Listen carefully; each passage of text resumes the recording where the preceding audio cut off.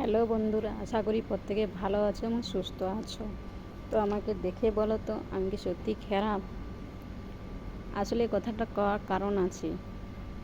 আমি আমার বাড়ি থেকে প্রত্যেকের কাছে অবহেলা, অবজ্ঞা আর ছোট বড় কত কথা আমি শুনেছি। আমি বুঝতে পারছি না যে আমার বাড়ির লোকেরা কেন আমাকে এইভাবে অপছন্দ করে। আমি কি ক্ষতি করেছি, কি অন্যায় করেছি, আমি কিছুই বুঝি না। তো আমি অনেক অনেক ভেবেছিলাম আমি একটু সংসার করব, সুস্থভাবে সংসার করব, কিন্তু ওরা আমাকে কোনোভাবেই সংসার করতে দিল না।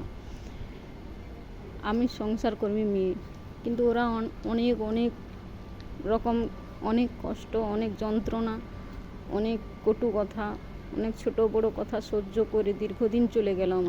আমার জীবনের কথা বলতে গেলে হয়তো অনেক সময় চলে যাবে।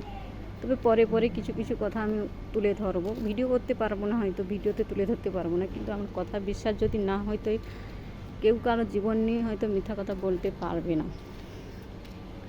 তবে আমি বলার চেষ্টা করব, কিন্তু আমার সাথে যেসব ঘটনাটা ঘটিয়ে গেছে, আমি জানি আমার সঙ্গে যে ঘটনাটা ঘটে গেছে এ যুগের হাওয়ায় কোনো মেয়ের সঙ্গে এমন ঘটনা ঘটায়নি।